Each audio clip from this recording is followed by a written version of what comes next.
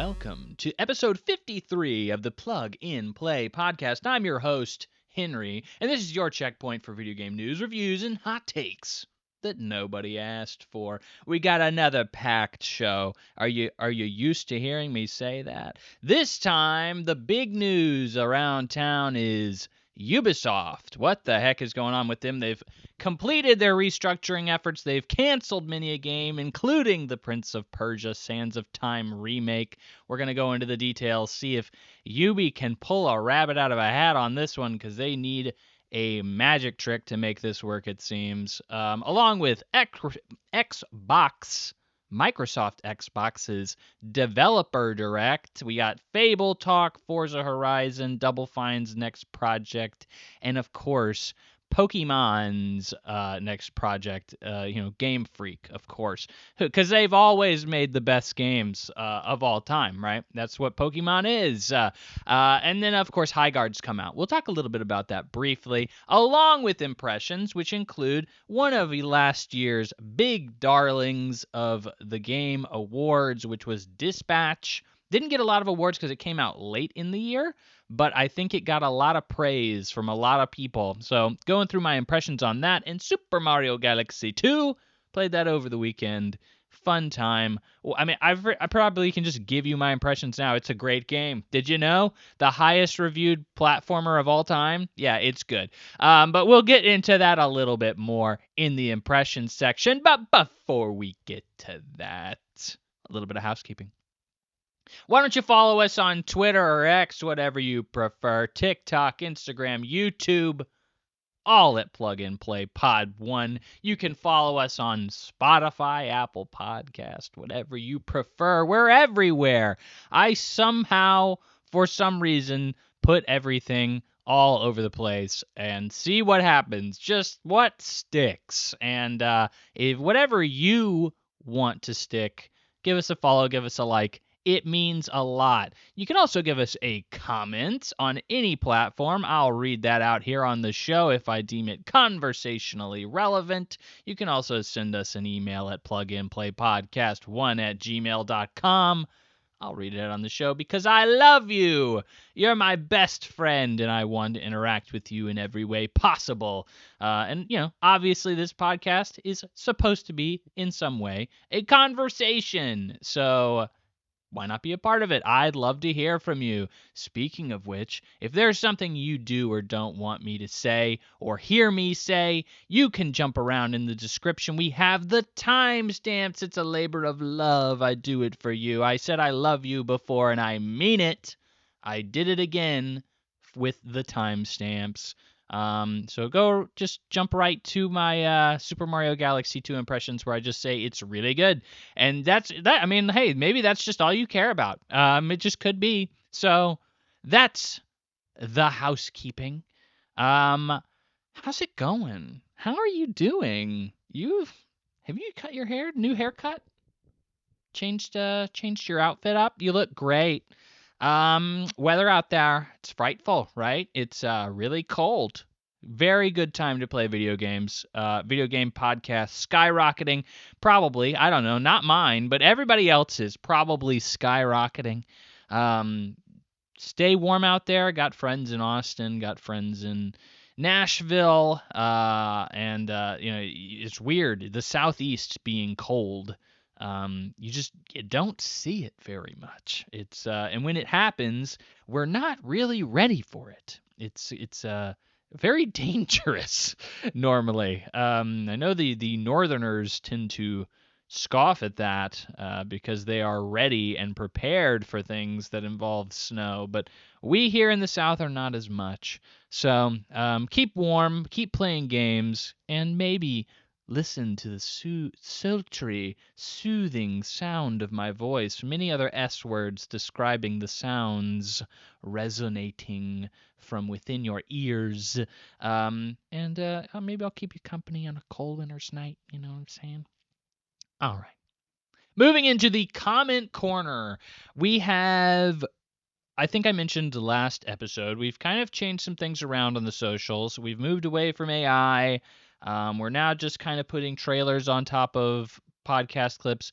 Dang, engagement is down. You'd be surprised. No one's telling me to kill myself anymore. That's a major improvement, but nobody's interacting with it either, which isn't pushing the clips out to the algorithm, which is very, I mean, right? It's people ask for one thing, but in the process of asking for it, hurt what they're actually asking for. Isn't that weird how that works?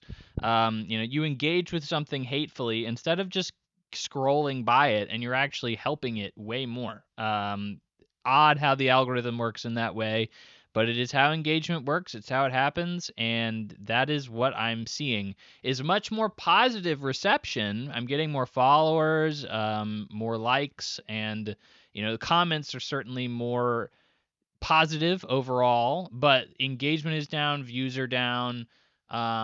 So growing the community finally, because nobody would follow me with the AI clips. Everybody just kind of hate watched me and then moved on.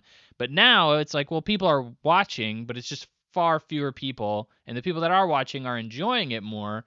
But you still have to have it go out to a larger number of people in order to find those people that will enjoy it at all. It's just kind of statistics, mathematical performance there. The more people, the more likely you are to get people who like it. But we only have one comment this podcast to go through, and that is from Dragon Order 18 on the YouTube comments. This is on the Switch 2, the Switch 2 sales talk that I had last episode. So he said, I wasn't sure if I wanted to grab it early or not. I was definitely something worthwhile or not. But finding out how much the older content was running better, it warmed up a lot more for me. Even Pokemon Scarlet/Violet turned into a much better game, and the biggest improvement was Dynasty Warriors style game. That is true, Dragon Order. See how every comment I've read up into this episode has always been like, I hate you. You're the worst. I don't agree with anything you're saying. And then it's this guy, and he's like, I really like what you're saying.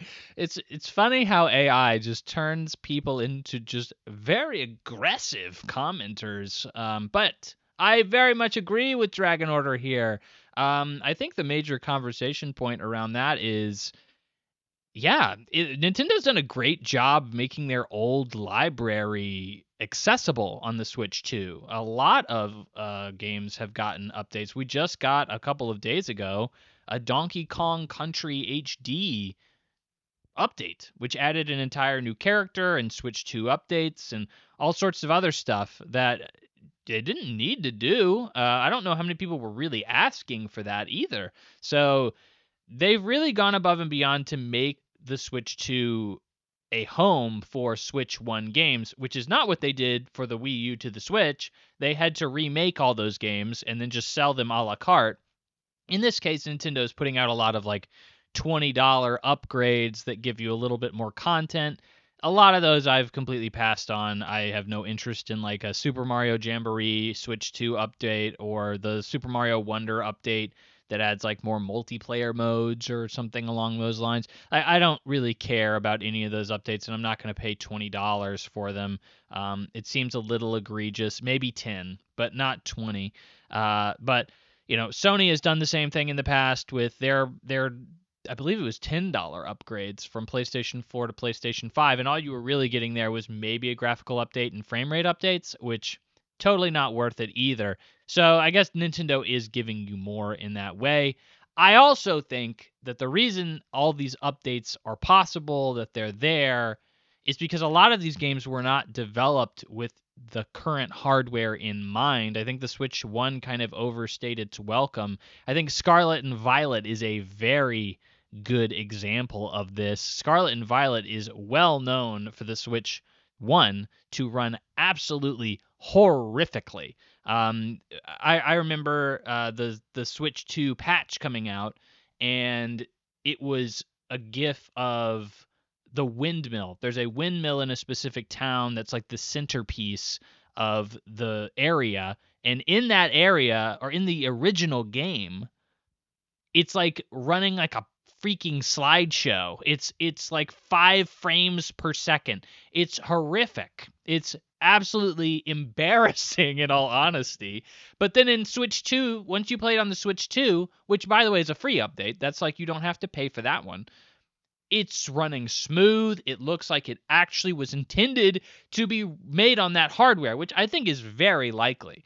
That Scarlet and Violet was more than likely a Switch 2 game and came out on the Switch 1, and they had to really mess that game up. And that game is known for being a mess on the Switch 1. Still got okay reviews somehow because it's Pokemon.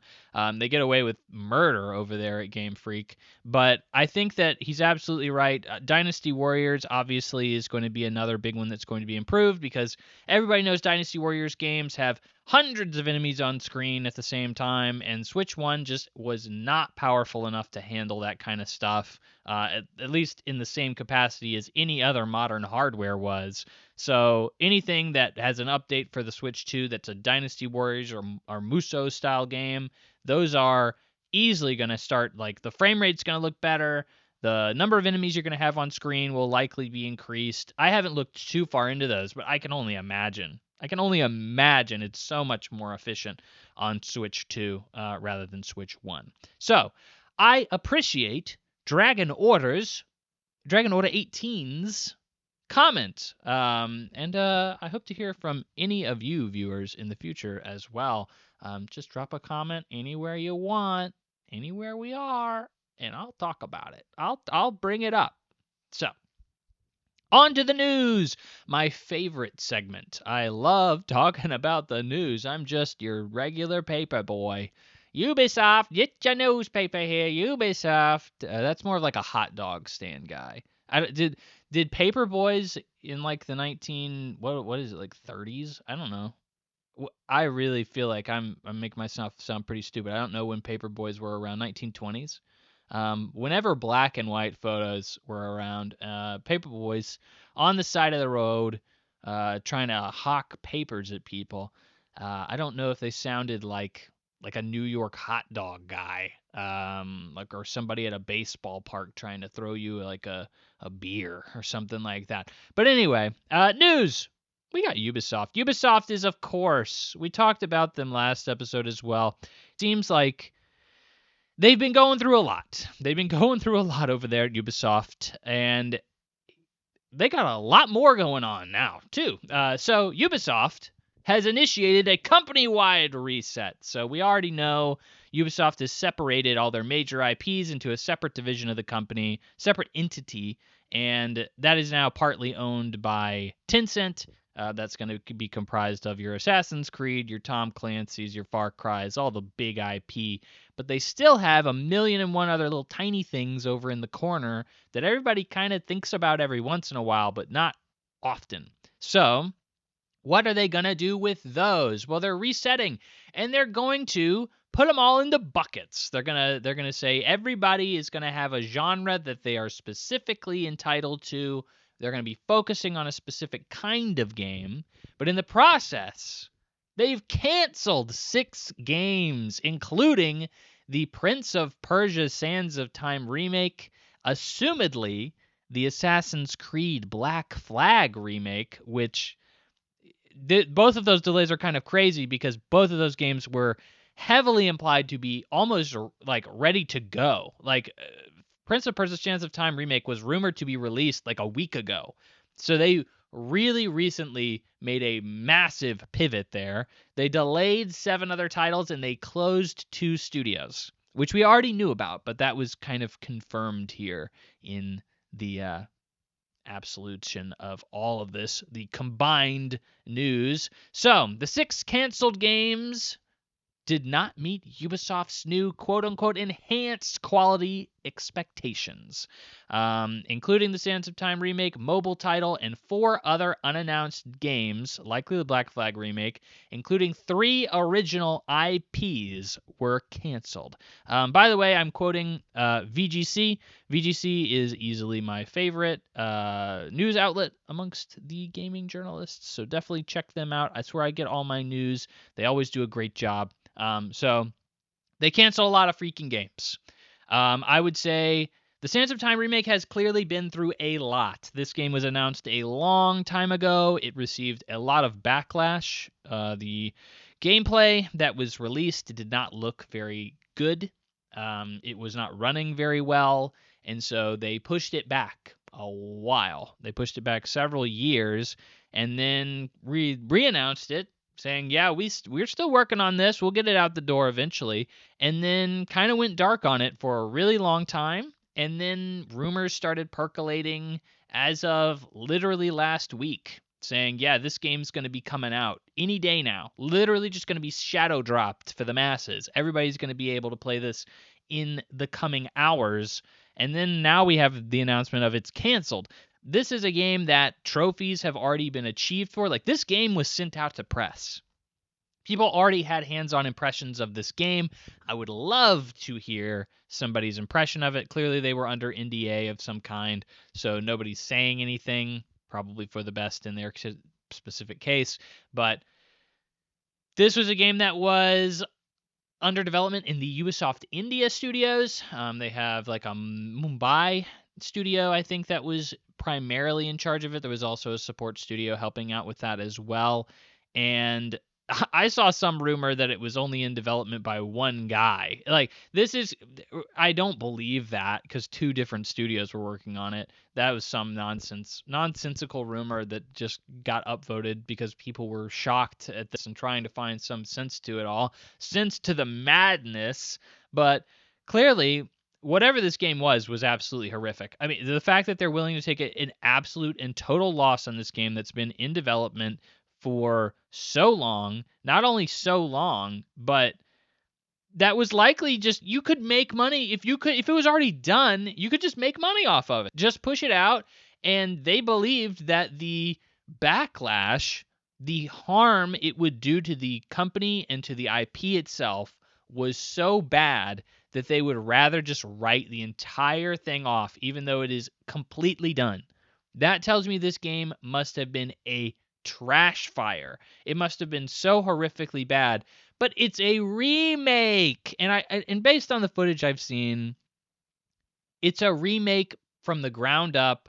It's more like Final Fantasy VII Remake is a remake of Final Fantasy VII. It's like, okay, we're saying it's a remake, but it's not really a remake. Like, it's more so just a game very similar to the original in multiple ways, but the gameplay, the modernization behind it is so incredibly advanced and different that it really is a different game altogether. So, I don't think it's as easy as simplifying it down to like, well, Ubisoft can't remake their own freaking games. I think it's a little bit more complicated than that, but I do think it is a little weird that they had the blueprint for a game, they had a massive IP behind it, and it shouldn't have been a massive flop.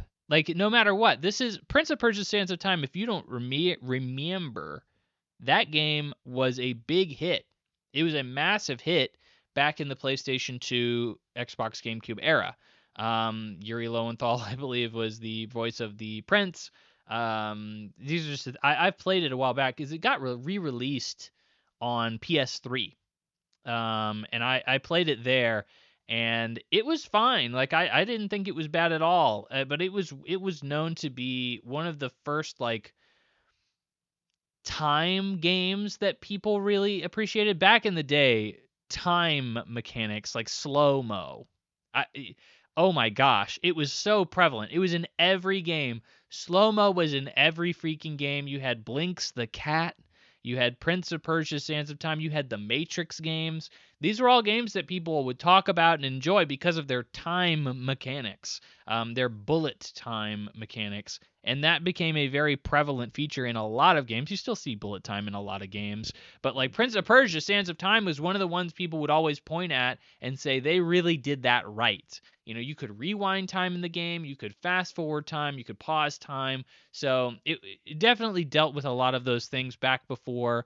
You probably think of that and think, well, that sounds so trite and so unoriginal now. I've seen it done in a million different ways in a million different games. It's like, well, that was really the first one to really do it and do it well.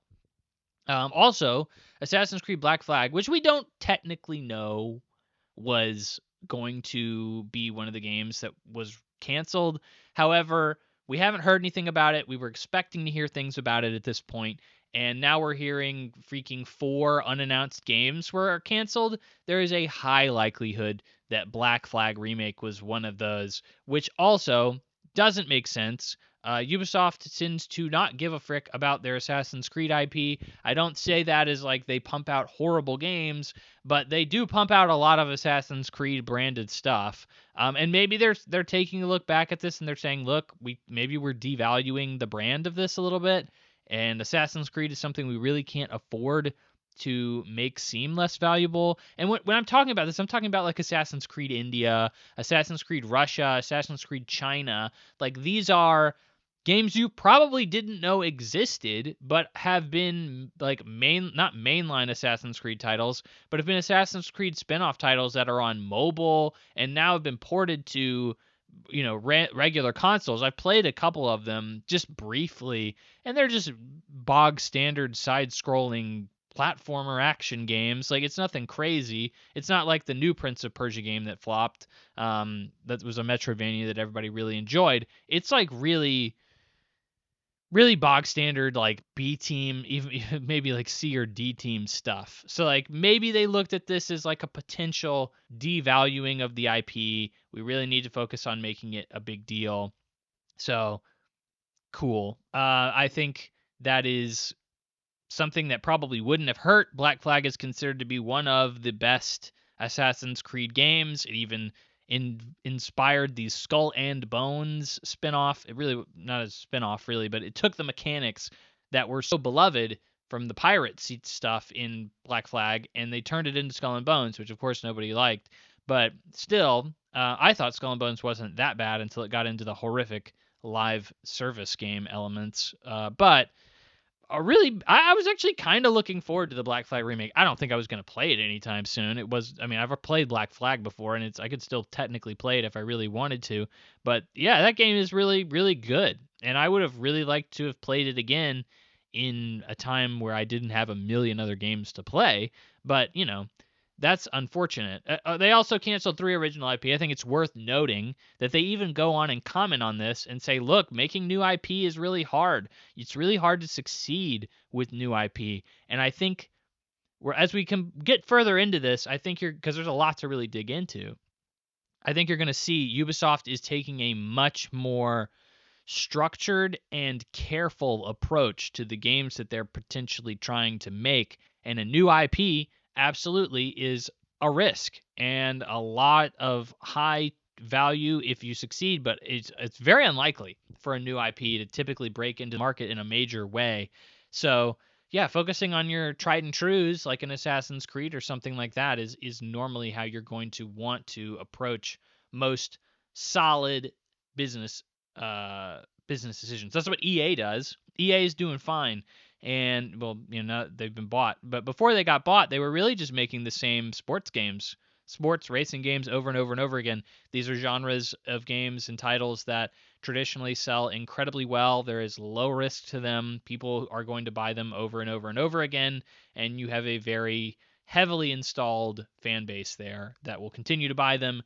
I think Ubisoft is probably trying to move in a little bit more of a strategic way in that way, I think. The 2 studios that were closed are Halifax and Stockholm. These were previously announced. I don't remember Stockholm being announced as a closure, but Halifax was. That's when we talked about on the last episode. They recently unionized and they were immediately shut down. Honestly surprised that more people and more studios were not laid off. And I think in the coming weeks, you're going to see a lot more studios roll.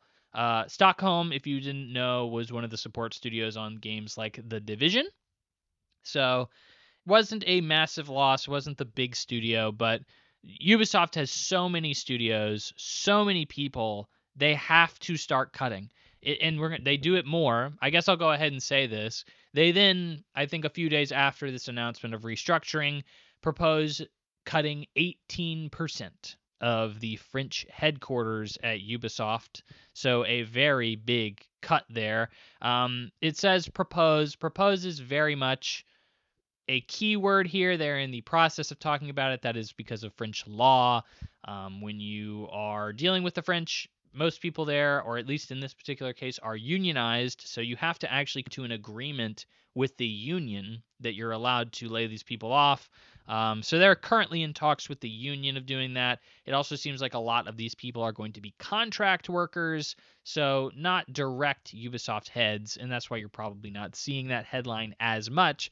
But absolutely, I am with Ubisoft cutting heads here. If you aren't familiar, Ubisoft as a whole employs more people than all of Sony, twice as many people as EA. There's a significant number of heads at Ubisoft for what seems to be a similar, if not lesser, output. So, in my opinion, a perfectly understandable reason to cut heads. If you are producing and getting a return for less money for each head you have at a company, it's just a normal business practice to start looking around and saying, hey, maybe we got to get rid of some people. So it's understandable there. So now on to the big thing, and I think this is really what you need to focus on here as the larger impact to gamers as a whole, which is the creative houses, as they're calling it. So there's going to be 5 creative houses, each one with a distinct genre or focus, and they're really encouraging these to each work autonomously. So from what they've stated in the press release, they're expecting these guys to have full financial control, full creative control. Basically, each one of these houses is kind of working as its own entity, and then there will be support studios that kind of bop around between all 5 of them.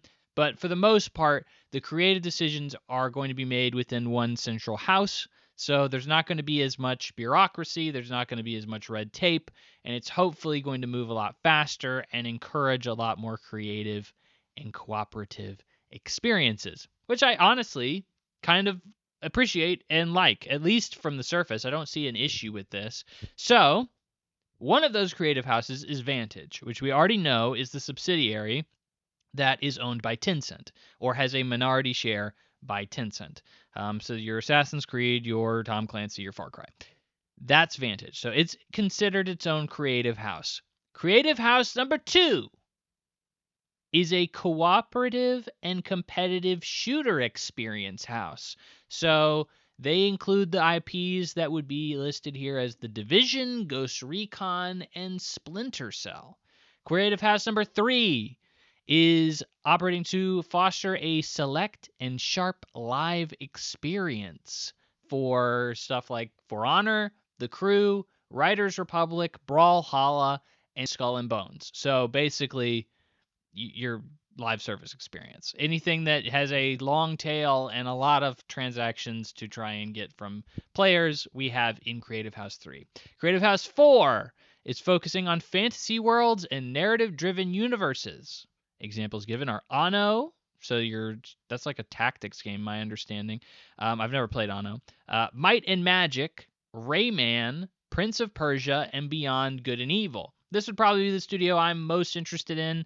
I would honestly think that and they kind of get into this, but this would be a studio that probably wouldn't produce as much revenue. Like I feel like it seems Ubisoft is really swinging for the fences with a lot of their projects at this point, and I think that single player narrative experiences, while I love them, are not your big swings. Like those are your games as a service. So I'm glad that there's still a house for this. I'd be interested to see how much focus it gets in comparative to the other ones. And then Creative House number 5, which Ubisoft says is aimed at reclaiming our position in the casual and friendly family games, which honestly I didn't know they had lost. But if you remember anything about Ubisoft's family division, you'll definitely remember stuff like Just Dance. Uno is a very popular game that they produce there, and then Hasbro games as well. So those all seem like, honestly, a very good way of divvying it up. So you basically have, in summation, your shooters, your live service, your fantasy and open worlds, and you have your family games. And I think those are probably, if somebody said we're trying to divvy these out into buckets, I'd probably say that's the way you should do it. I think your expertise around live service games absolutely needs to be consolidated. You don't need that spreading to everything like an Assassin's Creed game having games as a service elements. I've always seen that as weird and unnecessary. So I don't like that kind of melding across other genres in that way. I would love for all of these disciplines to be focused on by the people who are good at them, and I think that's what they're doing. And I also like that family games is kind of put off on its own. I obviously don't care about family games, but I know that those are major sellers. Like Just Dance is a massive success. Every year it comes out. There's a huge casual audience that shows up for that. And I even go to I went to MomoCon in Atlanta, and there was a Just Dance competition. It's clearly a thing people care about in a large capacity. And I'm all for it. I mean, it's fun for fun's sake. It's a casual experience, but I don't want that to be taking away from my more hardcore experiences as well. I never think it was, but I'm glad that it will be focused on solely by the people who are good at those things. It just makes more sense to consolidate the knowledge, consolidate the creative power within these houses. So I like that. Ubisoft goes on to say, quote, our two core pillar plans for our strategy are open world adventures and games as a service native experiences. They're going to be focusing significantly on reducing costs, which I've already kind of gone over is headcount.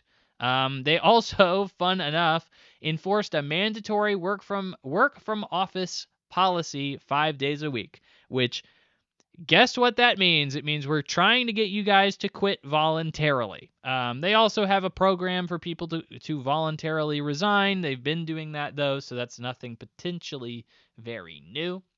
But in this case, this is an obvious, this is coming along the backs of we need to reduce headcount, so come back to the office or you're fired.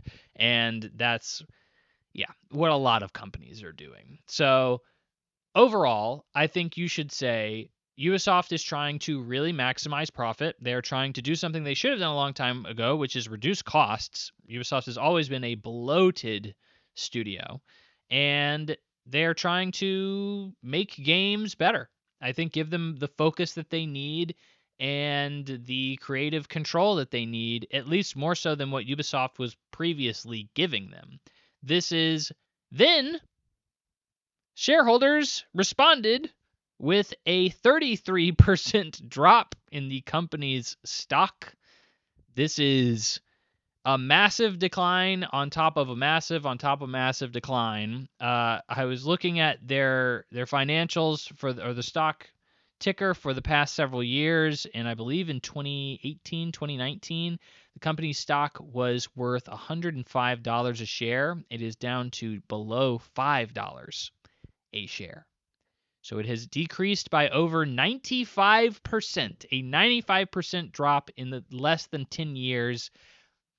That's real bad. This is also the time where their peak was like they were releasing South Park Stick of Truth, Assassin's Creed Odyssey. Like it was a very I looked back at the year and they had several big titles that came out that year, and I was like, oh yeah, that is definitely when Ubisoft was at their peak. And it's so weird to see Ubisoft fumble it so hard. Obviously, Ubisoft has been the major studio that just refused to adapt. They have always been the studio that says, well, we're going to keep making the same freaking thing over and over, and we're going to drive it into the ground. And while I still think a lot of their games like Assassin's Creed sell incredibly well, I think a large part of their issue here is they're pumping out a lot of stuff that I don't think does as well as they really want it to. And then, like maybe an Anno or a Rayman or whatever, that's probably what you're going to be seeing, like produce less of your I don't even know, because they don't make Rayman games anymore, and I don't see them make that many Annos either. Might and Magics and all that and stuff. You don't see Prince of Persia anymore. Well, they did make the new Prince of, what the heck? I'm jumping around a lot. Sorry.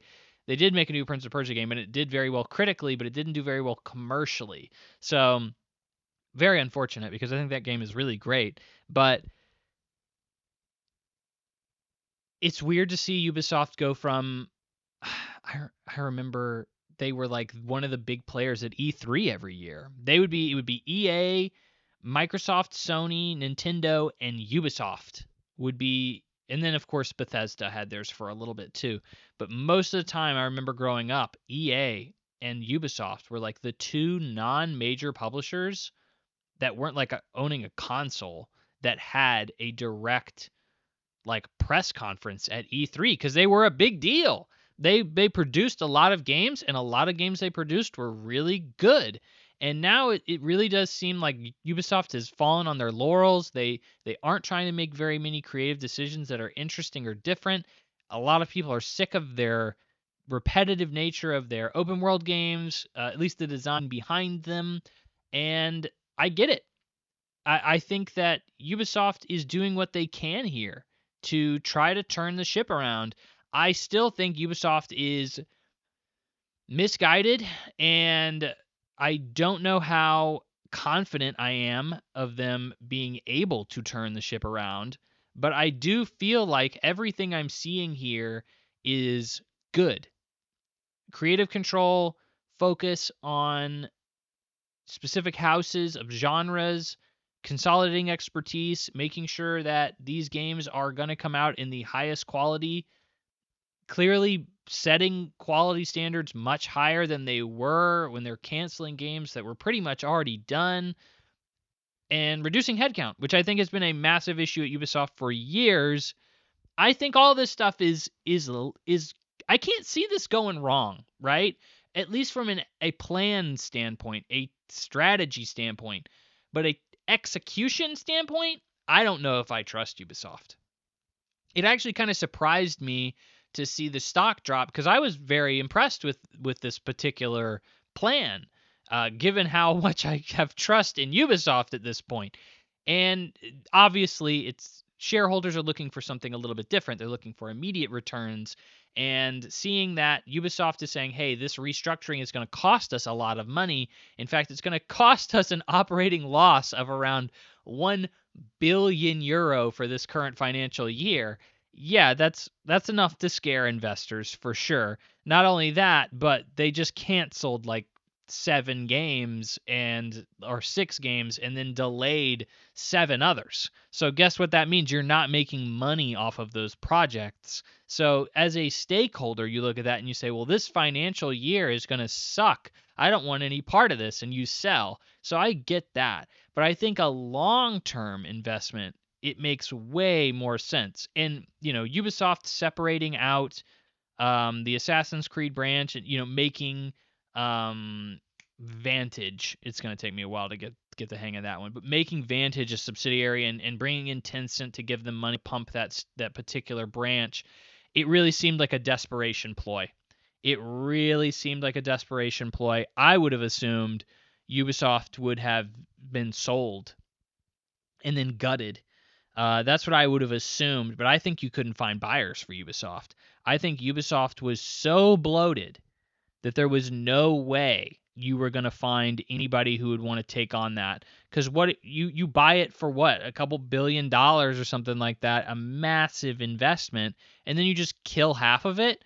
That doesn't make financial sense. It doesn't. You want to buy the stuff that's good.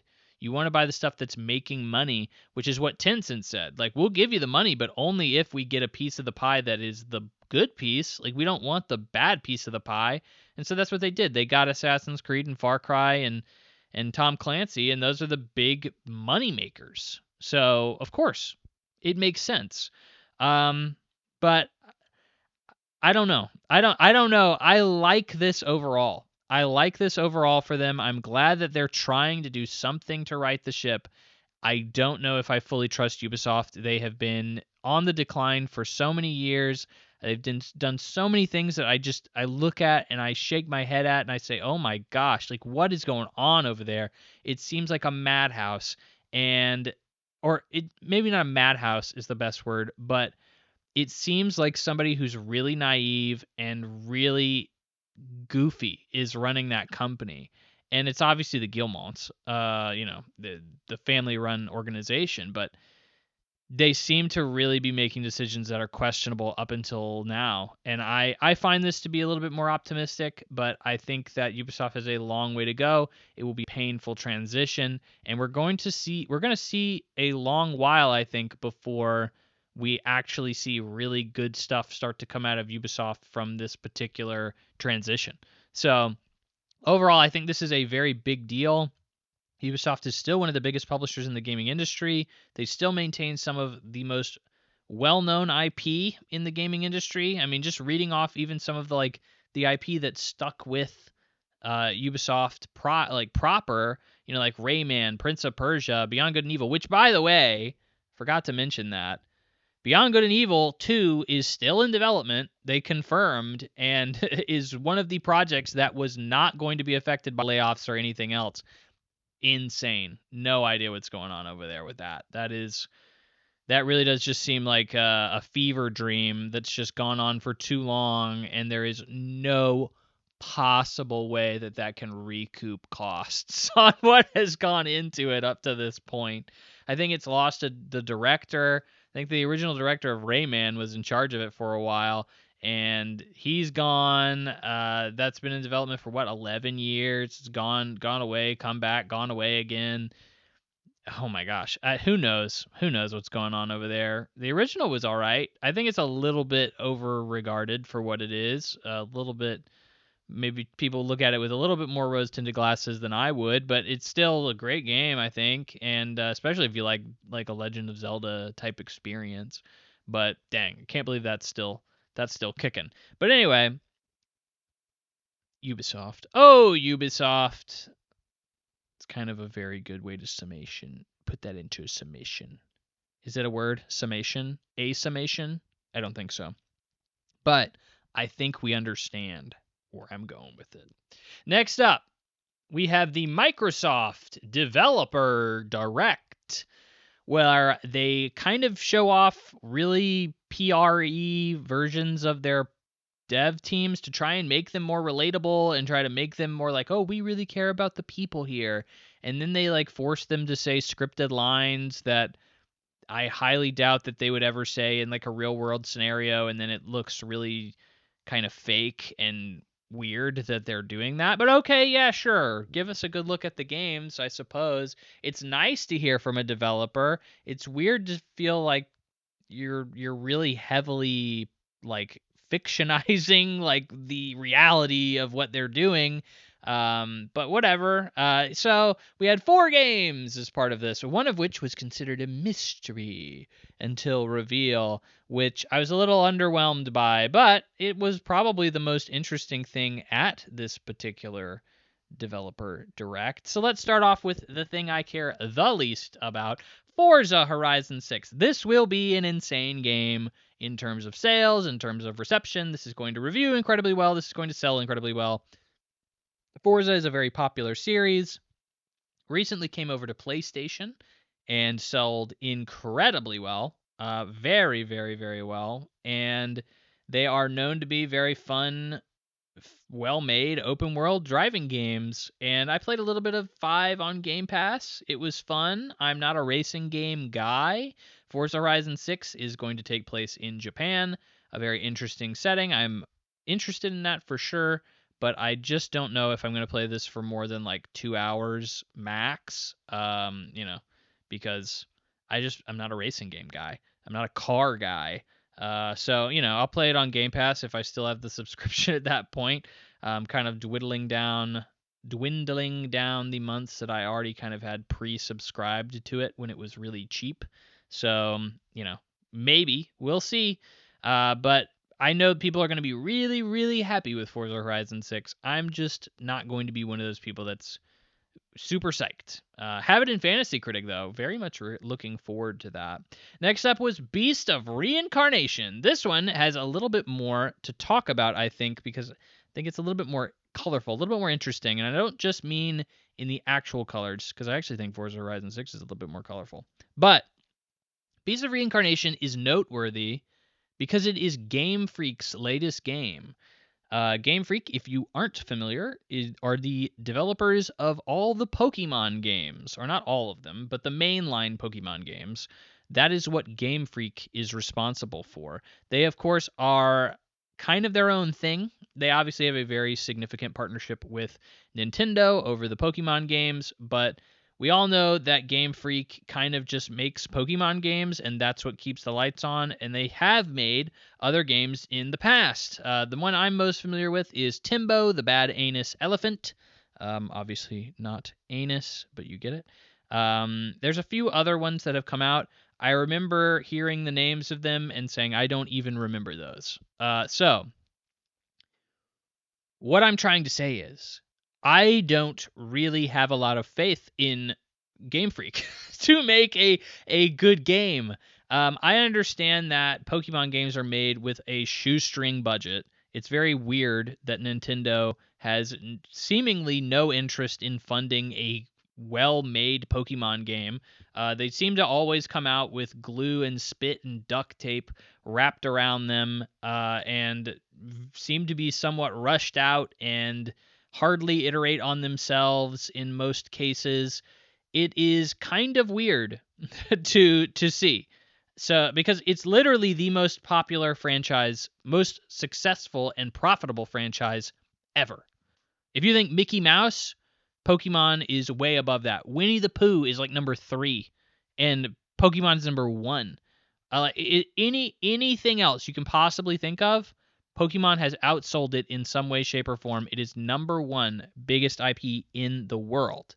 So obviously the money's there, but they never give Game Freak any of it, which I guess the games are not a driver of that. Maybe it's the cards, maybe it's the show. I don't know what is driving merchandise. Maybe that's what's driving all the massive influx of Pokemon sales, but I just always look at it as a video game. Like, yeah, sure, I got into it through like the show as a kid when it was originally airing, but like I really always saw that as more so an ad for the video game. And they've done a very good job kind of incorporating all of the merchandise, like the cards and everything, into kind of a seamless, IP loop that really feeds well into each other and makes a lot of sense. And maybe it's just because I'm used to the IP at this point. It's been around most of my life. So, of course, it just seems natural that there's a Pokemon trading card game. And of course, it just seems natural there's a TV show that somehow is still going. I never think about that. But yeah, it's still around. But anyway, this is a very big tangent away from Beasts of Reincarnation to basically say, I've never seen a game that I've fully thought Game Freak was it never gave me a good inclination that Game Freak is like a really good developer of video games. It seems like they have a formula and an IP that is so beloved that they don't really have to do anything with it and it will be successful. And they have never been given the ability to do much other than that.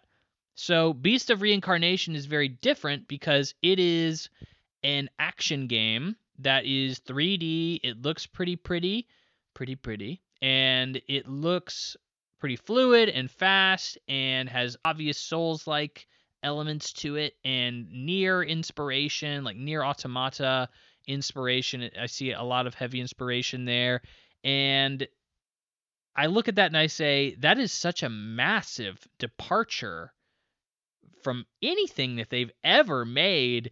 How am I supposed to trust that this is going to be good?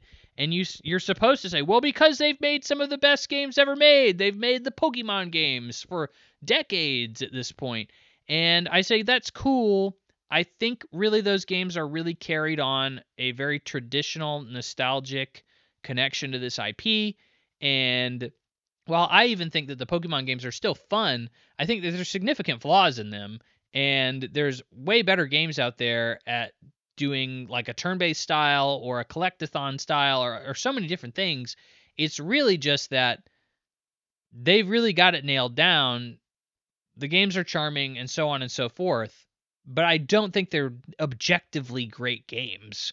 And I don't think that they've done anything in a long time that really is worthy of praise. And then when you look at these games that they've done outside of that Pokemon bubble, none of them have been massive successes, and none of them have even been massive critical successes or well remembered even. So I don't trust Game Freak. Like, I absolutely don't trust Game Freak. And it seems like this is something they're clearly putting a lot of money into. It seems like the budget is high, the graphics are good, the combat looks okay. I'm not going to say the combat looks great, but it looks fine. It seems to be about, like reclaiming nature, and you're working alongside like a wolf companion in combat. You kind of have like a Final Fantasy VII Remake kind of slow down time, issue a command to your combat or to your wolf partner, and then they'll help you out. Overall, I look at this and I don't see anything crazy. Like, there's a million and one Souls-like games out there that I would say look incredibly better than this. Like, way better. Like, if you just put this in front of me and you put it next to like a Lies of P or another Nier Automata game or one of the many other, like a Phantom Blade Zero, that's another game that comes out this year. Like if you put it next to like a Phantom Blade Zero or something like that, and you say, well, which one would you rather play? I'd say 100% Phantom Blade Zero. What makes this game that much better than Phantom Blade Zero? They both look pretty similar. Obviously, there's a lot of differences in how they look, but come on. Like, clearly, this game is not standing out that much outside of the fact that it's made by Game Freak, the makers of Pokemon. But it doesn't have any significant ties to Pokemon and the design behind Pokemon and the charm behind Pokemon or anything really that relates to Pokemon at all. So like it's such a big departure. It's from a developer that's never done anything particularly great. Why should I be excited about this game? And I'll leave it to reviews, but I didn't see anything in this footage that necessarily blew me away. I didn't feel attracted to the world or the characters or the combat in any way, in at least more so than any of the many other games that look really a lot like this I have in the past, or present. So I'm not really looking forward to Beast of Reincarnation. I'm easily going to pass on it unless people come out and say, oh, well, it's really one of the best games ever made. And it's like, oh, well, now I have to play it. But, I don't expect that to happen at all. I see this game being low 80s. If I had to put a number on it, I'd say this game is low 80s. It's probably like an 81. It's fine. People are going to say there's nothing too much wrong with it. It does some things good. It does some things meh, and they're going to move on from it. I don't think it's going to be something people will remember in a large amount of time.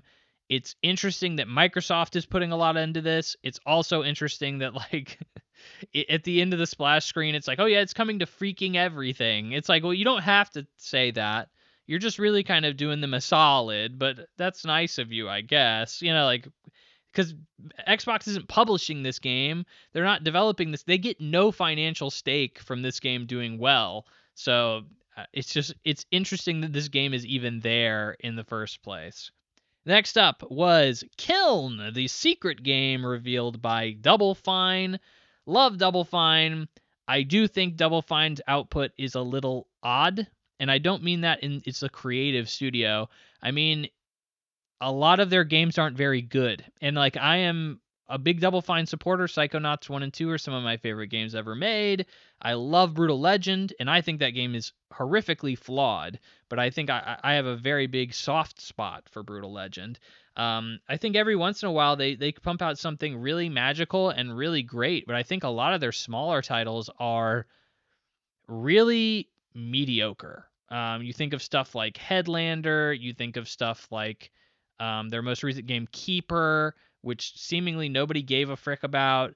What else? I think Chalice, the Chalice game, Golden Chalice, I think was the name of that game. I don't think I've even seen gameplay of that game. I don't even know what it is. These are all games that I think have come and gone. People didn't really care about them. They weren't necessarily a problem, but they weren't big sellers either. Specifically, Broken Age came out. That was a big deal. I don't think anybody remembers Broken Age very well. I don't think anybody loved it either when it came out. They kind of more so cemented. People were like, oh yeah, I don't think I want adventure games anymore. Stacking is another one I think of. Like, people like it, but not that much. Costume Quest 1 and 2. I actually really like Costume Quest 1. That one really, it hit me in a nostalgic spot for Halloween, but I don't think it's like a great game, and I can understand why people wouldn't care about it. So, uh, what I'm trying to say is Double Fine doesn't always make a lot of great games. They have a very interesting creative presence. They pump out a lot of games that have interesting ideas, but you're really waiting for something like a Tim Schafer Psychonauts experience, and they don't always stick to that, and you don't always know what you're going to get from Double Fine. So this is a studio that seems to be on the chopping block. Like, I'm very surprised that Microsoft hasn't shut them down, because I don't think any of their games are selling a lot. And I think it's really just a prestige thing. Like, I think Microsoft looks at Double Fine as like, well, it really is just good PR for us to have them. It diversifies our portfolio into just being more than Gears and Halo, and having a little bit more color, a little bit more creative, you know, output. And that's about it. I think you're really counting your blessings right now at Double Fine that you haven't lost your job, because there are so many studios that they've axed. There's so many heads that have rolled, and I think that those games have done better and have better. Like, freaking Tango Gameworks got shut down after Hi-Fi Rush came out, which was a critical success. I'm sure the game sold fine, but probably didn't sell gangbusters, but it probably sold fine and was a massive success critically. I loved it. It was my fourth favorite game of that year, and that was a very competitive year. Very, very competitive year. So the fact you're alive is kind of crazy. So, Kiln. What is Kiln? Kiln is a pottery game where you make a pot. You get to make your own pot in like a character creator kind of deal.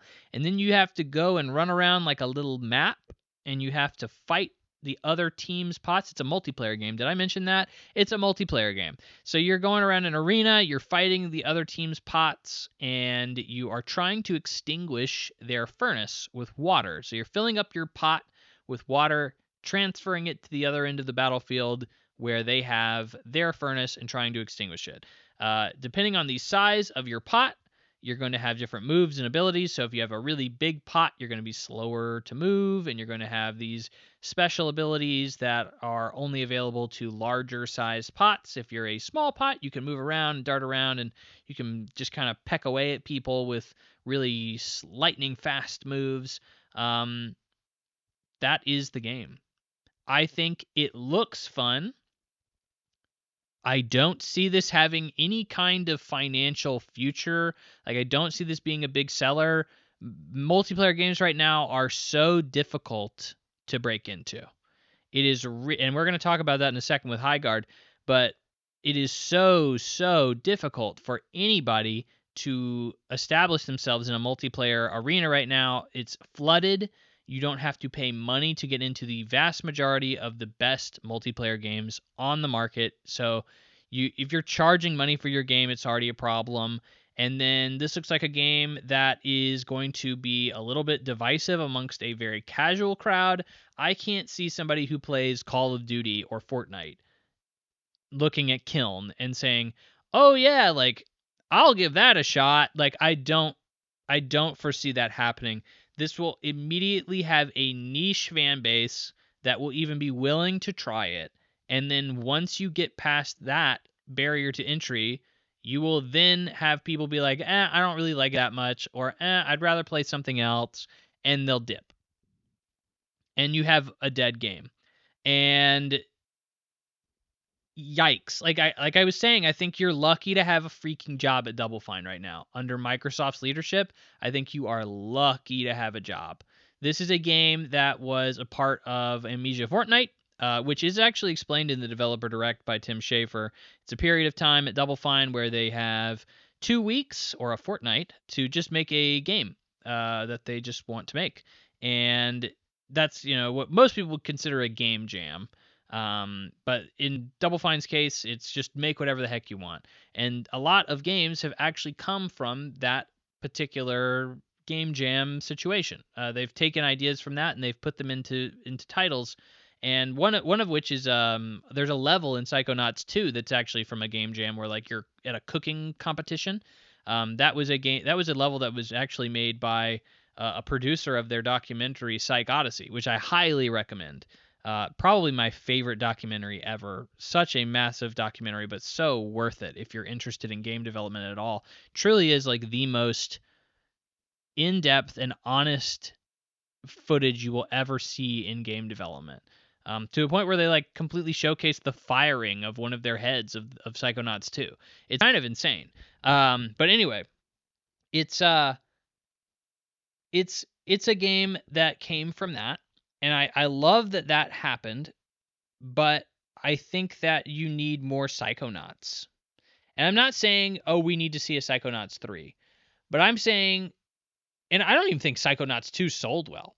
I think you need to say we need more games that clearly are going to be a larger audience. And I think right now, I think the best hope you have of that, and I think honestly the best games they've made, and I say this as a very biased source who likes action adventure platformer games, but I think Psychonauts is easily the most accessible, most well received critically series they've ever made, ever, as Double Fine. So why would they not just make? I say turn your studio into, sure, you can make little games like this, but you need to really be picky about it. You need to really think about how is this really going to be received, and you need to really start saying, hey, maybe we need to start making a lot more action adventure platformer games because that's what we're good at. And that's what seems to be the most successful of our titles. So Kiln, I'm sorry, I don't foresee it being a particularly successful game. It's unfortunate. I want these titles to succeed. I want Double Fine to succeed, but I also think Double Fine has just produced such middling games that nobody really cares about. That I understand why they sold off to Microsoft. They had to. Everything I've ever heard about Double Fine is they've always been struggling. Especially if you watch the documentary, you'll see Tim Schafer talk openly and honestly about that, of being like, hey, we're constantly trying to find a publisher. We're constantly trying to find money. It's really difficult. And bro, I don't think Kiln is what kills them. I think they'd already be dead if they were on death row, but it is another step in the direction of whenever Microsoft gets tired of them, I think Double Fine is one of the first people that absolutely is the first to go on the roster. So I don't know. I'm not looking forward to Kiln in terms of gameplay, but I will probably give it a shot because I appreciate Double Fine's creativity and their spirit, and it will be a novel and different experience, and I do appreciate those. I'm not a multiplayer gamer, so that's why I wouldn't probably be looking forward to it, but gosh darn, like it's really unfortunate that Double Fine, I'm just looking down the barrel of a gun for Double Fine. It's so unfortunate because it really is a series or a developer that I respect and care about and has made some of my favorite games ever. So like I don't want them to die, but it's sadly looking like that. Speaking of train wrecks, Fable was also talked about. Is it a train wreck? I don't know. That sounds a little harsh. Fable actually looked pretty good. It's very interesting. Fantasy Critic, I like going back to this. Fantasy Critic is fun for me. I love Fantasy Critic, and Fable was one of the highest drafted games in the drafts this year, but it was also one of the highest counterpicked. This was a game I think a lot of people thought was canceled. I think it's been through a very long and tumultuous development. I think nobody has faith in Microsoft right now to produce anything of worth. A lot of their games have been clearly mismanaged, fumbled, and Fable looked like a really good potential gamble on that. The in-depth they went through was from Electric Playground. That's the developer of the game. I didn't mention this earlier, but they also develop Forza. So Forza is a big open world game, and Fable is a big open world game. That is about the crossover that developer has for this particular franchise, and it makes it a little bit of a risk, right? Like sure, open world games are great, but an open world racing game and an open world action adventure game are two very different beasts that require very different expertise in a lot of different ways. So I don't know if I would go over to freaking Electric Playground and say, "Hey, why don't you guys take on this Fable remake?" I don't I don't know about that. That sounds a little out there. But Fable looked like an action adventure game in terms of its combat. It looked all right. Like everything I saw about this game, I was like, yeah, it looks all right. Like I don't mind that. That could be okay. We'll see. I am pegging this game as like a potential mid 80s to low 80s. I don't think this game is going to bomb based on what I've seen. I think combat looked serviceable. I think it looked potentially fun. I think it definitely looks like a developer that has not made action adventure combat before. It's not particularly, visually stimulating combat or, impressive combat. It doesn't look like it feels very good, but it looks like it fills a purpose. It does what it has to do. So I'm not saying that's a downside. The world itself looked fairly colorful. It's kind of a fairy tale world. It seems to have that inspiration here and there within the gameplay that was shown. So I think that looks good. I think the world itself, they're trying to kind of talk in points that Peter Molyneux would be. So if you didn't know, Peter Molyneux was the original director behind Fable 1, 2, and 3. He was very well known for making promises that ultimately were not kept or were highly exaggerated. Of course, one of the major promises he made about Fable was you'd be able to plant a tree. That's his most infamous promise. You'd be able to plant a tree and it would grow in real time as your character got older. And you could come back and you could find that tree and you could make out with it or something. That's just kind of Peter Molyneux and how he would talk. So Fable kind of has that element as well.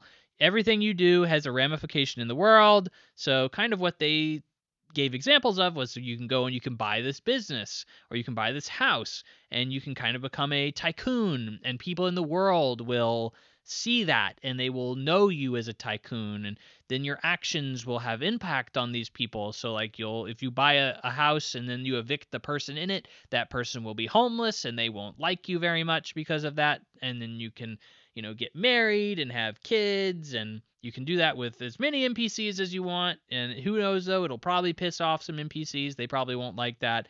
And then the big thing that they mentioned was the NPCs will all have routines and dialogue fully voiced that's specific for that character and so on, and there's like 1,000 of them or something like that. That seems like the most Peter Molyneux pie in the sky thing that they said in this entire developer direct. Sure, there's thousands of NPCs. Sure, maybe there's or 1,000 NPCs, and sure there's dialogue that's fully voiced and unique to that NPC. Fine. Absolutely. Let's say I believe that.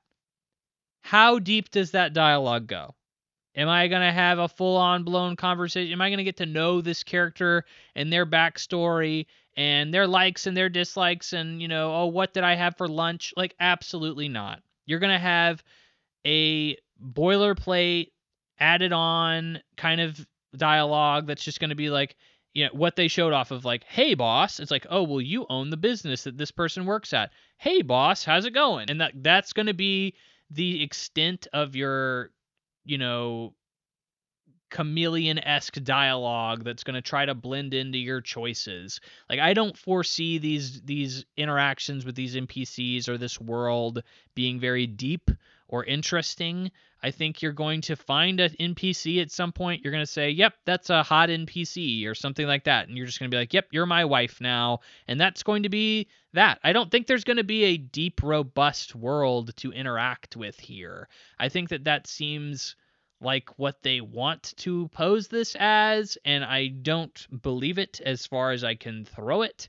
I think that the story is so far fine. They kind of showed off the humor a little bit, which is what Fable is known for, having a very British sense of humor.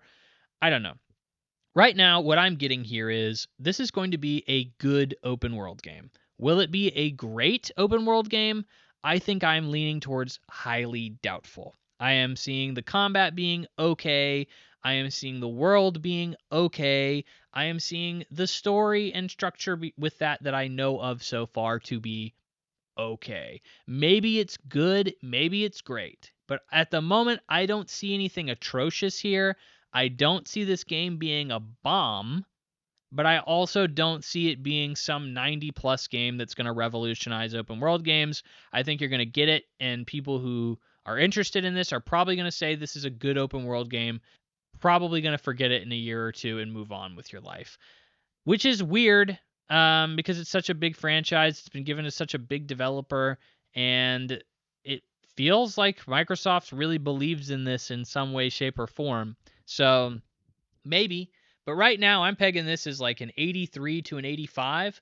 That's still really good, to be frank. That's still really good. But I'm personally going to have to wait to see on this in a lot of ways. So that was the Xbox Developer Direct. Microsoft still not talking about Gears. Interesting. That's supposed to come out this year. Supposed to be a big deal for them. Overall, I think I wasn't interested in Forza. So it is what it is. Fable, finally we see some more proof of life from that game. Happy to see it. Kiln, I think, is an interesting idea. I do not foresee it being successful, though. And then Beasts of Reincarnation makes me continue to question what the frick people think like Game Freak is. I guess people just see Pokemon and they just say that must be the best thing ever because it's the best IP ever, and that's it. I don't know why people aren't looking at that a little bit more critically. But overall, it was an okay developer direct. I still am very wary of Microsoft and what they're producing, and I don't know if right now I see this as like a big enough slate for me to look at and be like, yeah, that's a Game Pass seller for me.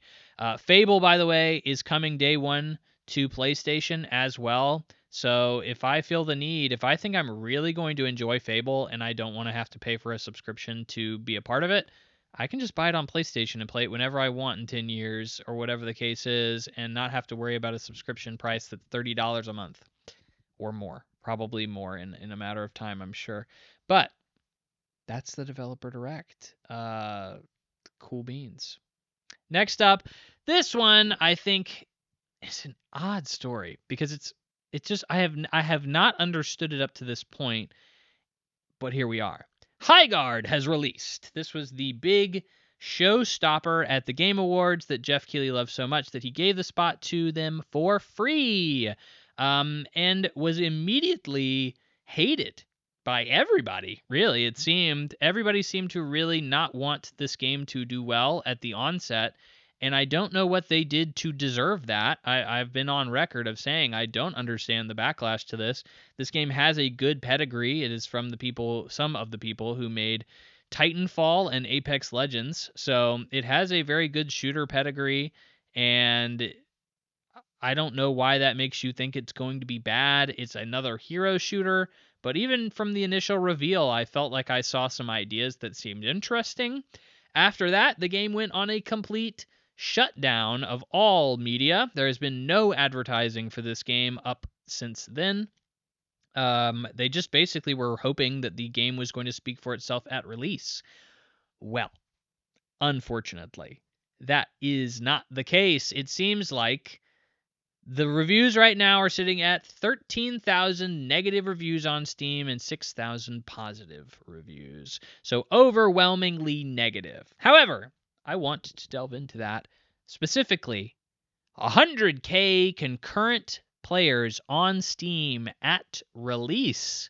That's massive. That is a huge debut. A very, very large amount of players. By the way, that's obviously, like I kind of implied, not including PlayStation or any other console. I'm pretty sure it was the only other platform it was on was PlayStation. So maybe Xbox, but PlayStation for sure. I'm sure there were at least 50,000 concurrents on PlayStation. No doubt, probably it's possible there were even more on PlayStation than Steam. We just don't have access to those numbers. So this was a massive launch. It was a massive launch. And then I saw people talking about, oh, well, now 2 days after release, it's only down, or I think it was more than that, maybe like 2 or 3 days after release, we're only down to 10,000 concurrent players on Highguard. This game has lost 90% of its user base. This game is a failure. What a flop. What a horrific horror story. I take great, not pride, but problem with that statement.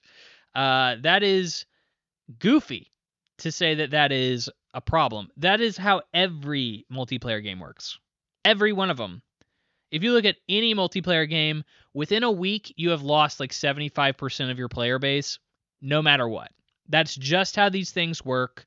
People play it for a week and they're done, even if it's like something like a Battlefield or a Call of Duty. Like those player bases drop off significantly after release. People get what they want from it, they move on, they don't like it, they don't play it anymore, whatever the case is, it is what it is. These typically always go in that pattern. Obviously, 90% of players is not as good as 75%. Obviously, that was just a statistic I pulled off the top of my head. I do know that it is a vast majority of players typically leave within the first few days. But in this case, 90%, you still have 10,000 concurrent players for a free-to-play game? Like, you're obviously going to lose a lot of players for a free-to-play game because they didn't have to pay anything to get in. So anybody is able to get in. Not only is anybody able to get in, but they have no monetary commitment to this at all. So, like, if you buy Battlefield 6 for $70, you're going to feel compelled to spend a little bit more time with that game because you just put $70 into it. Highguard, you didn't put anything. So if you don't like it, there's no harm in that. You just stop playing it. So obviously there's going to be a bigger drop-off there. It makes total sense. Keeping 10,000 players concurrently, that still makes it one of the biggest concurrent multiplayer games on Steam. Why are we acting like this is some monumental failure? Like, it is honestly, 10,000 at release concurrent is insane. Like, that's a really good launch, especially for a game that had no marketing. The only marketing for it was one trailer at the Game Awards and then just everybody not shutting up about how much they hated it. That's really good. Do you know how many concurrent players Concord had? Way less than 100,000, way less than 10,000. I believe it was estimated that there were only hundreds of people playing that game at launch. And it was a $40 game. Admittedly, that's $40, but only a few hundred people playing. Obviously that's a failure. Obviously that's not sustainable. Obviously, you're not going to have a community that rallies around that and then promotes it and makes it a big deal. And that's not what happened with Concord, obviously. It failed because even the people who played it were like, yeah, it's okay.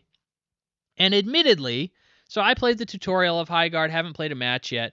I see some issues with it, even just basic understanding of multiplayer games. I'm not going to say I'm a multiplayer fiend or understand multiplayer design well because I don't play very many multiplayer games, but even I can see some issues with Highguard. I thought 3v3 seemed a little sparse. I think the maps are a little too big. Even doing the tutorial, I felt that. I was like, I don't understand how you intend for me to find a player in this game. And that seems to be a very common complaint with the game. Overall, I think there's a lot of interesting ideas here, and that's coming from a guy who, again, doesn't play very many multiplayer games, but I think that Highguard has a very interesting structure that I wasn't aware of at all. Did anybody know what Highguard even was before release? Like, fully? Because they haven't talked about it. So I don't know. I had no idea what the frick Highguard was in terms of its modes or anything. So essentially you start off the game looting stuff and getting better gear, and then you move into like a capture the flag kind of mode, and then you move into a siege mode, and then you move into like a capture point mode, or like a Counter-Strike kind of mode where you're planting a bomb and trying to destroy an enemy base. I thought this was actually a really cool idea. Like the flow of basically having a narrative to all of these different modes within one match, I think is really a fun and interesting and unique idea that is, I think, in a lot of ways done well. I think the gunplay seemed fairly satisfying. I wasn't upset with that. I really do think that the 3v3 nature of it, it's really trying to lean into more of a Valorant style play, a more of a hardcore like esports vibe. And I don't care about that. I would think this would be way more fun as like a more casual experience, a more arcadey shooter that you could play with your friends and hop in and have a good time. And I'm not gonna say Apex is casual, but Apex is way more casual than Valorant. So like it feels a lot more like that. And I think if this game had a little bit more tweaking, a little bit more tuning, which could have maybe been helped by a open beta, which they were too afraid to do because everybody was being a little bick about this game and didn't want to play it, or didn't want to say anything nice about it for months, or really I think it wasn't months, it was just weeks. It's like a month. But I think this is a game that obviously people are not rallying behind. People were not expecting much out of, and people wanted it to die. And even with its death wanted, even people begging for this game to just fail miserably, you still have 100,000 people on Steam alone playing concurrently at launch. I'd say the backlash really helped it. But I also see enough people talking about this game that tried to give it a chance and are saying, like, hey, honestly, there are some real problems with this game. It could have been way better and probably needed more time in the oven, probably needed more community feedback and for people to really get in on this and like tweak it a lot more. I see a lot of that conversation happening. Currently, the reviews on Metacritic slash OpenCritic are sitting at like 67, 68. It is not being reviewed kindly. A lot of people seem to have the same issues I was referring to with some of the modes not, really being well designed for a 3v3 or the maps being too big. That seems to be the real focus of complaints with this game, and I think that's an easy fix. Here's the thing. Do I think it's an easy fix? Do I think this game really could have been something amazing? Absolutely. You give this game a year or two in the pot with community feedback, with it being like a live service, they're iterating it, they're trying to make it better over time kind of game. I think honestly, yeah, I think this could be a really fun game. I love the idea of all these modes kind of crescendoing into like a assault on an enemy base. Like I think that's really cool. I think some of the execution here is not well done and could be though. But I think you have to have a community that rallies behind it, and you have to have, and I think that still could happen. I think there's still thousands of people playing this game concurrently, and that's enough to keep a game alive. But I don't know if it's enough to make this game a Fortnite, an Apex Legends, something along those lines. Like, and with this space being so competitive, so hard to prosper in, it really makes a launch like this, which is like a middling launch. If it came out and people were like, this is the best game ever made, we really can't imagine a better game than this, I think this game has a real chance of success, but I don't see a game where everybody is already so against it, so vitriolic, hating this game. And then it comes out and it's like, it's okay. It really could be better. That is I think a really bad sign that I think this game could eventually evolve into something amazing. I don't think there's going to be a community there that's willing to work with that and wait for that and support the game while it transitions into amazing. And that's just the reality of this landscape, is you can't compete with these games that are these legacy Fortnites, Apex Legends that already have an established user base, already have a loop that is polished and refined and fun and constantly iterating, constantly adding, and constantly giving people reasons to come back. You have to really sink them early. You have to make these shots count. And it really does seem like I am currently on the fence of whether Highguard survives the remainder of the year. I think it's very possible that this community sees the writing on the wall and abandons ship, and the fixes that need to come for this game take too long. I fully see a reality where that can happen, but I also fully see a reality where this game could be something really good. Really, really good.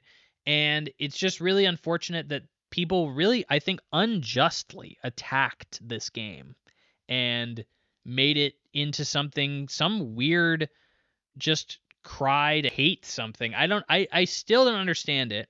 I still don't understand why there was such a negative backlash to this game's announcement. Just because it was in the wrong slot? Just because, maybe Divinity should have been in the one more thing? I think that's just unjustified. I think it's unjustified. I think the game is fun for what it is, in all honesty. I think, yeah, sure. Is it more fun than a Fortnite? Is it more fun than an Apex Legends? Probably not at this point. But I think it's really unfortunate that it has the potential to just completely die because of that. And I think if that's the case, you're going to see it really be a hard thing for people to justify making, or not justify, but to succeed in this space moving forward is like, well, you have to be perfect at launch. You have to be an absolute banger at launch. Otherwise, there's no point. That's scary. That's scary. And I think we're seeing people comparing this to another Highguard or to another Concord. It makes sense. There's a lot of parallels, but I think there's a lot of stuff that Highguard is doing way differently than Concord did to stand out and to be different and interesting and fun. And it's still getting hated on like no other. So we'll see. I'm genuinely rooting for Highguard. I know people are saying it's a middling thing, but like I think what it's doing, I think I see the idea, I see the vision, and I would love for it to be something that people would take notes from and iterate on and maybe make better. But it's so sad to see so many people hate on this thing that it may never come to pass. But that's Highguard if you were interested. And this just in, I just took a slight break. Sorry to break your immersion there, but Highguard has added a 5v5 mode as we have spoken here on the podcast in the past, I guess by the time you're listening to this. But still, that proves to me that they are clearly trying to rapidly try to make improvements to the game. So, we'll see.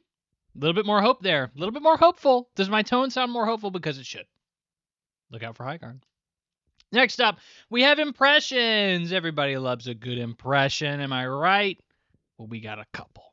Played a couple games over the past couple of weeks. One of those being Dispatch. Dispatch, everybody remembers Dispatch, right? Dispatch, I think, has a great story behind it. And I don't mean the actual game itself. I mean the creation of the game itself. It's a narrative choice-based game from ex-Telltale and Ubisoft developers.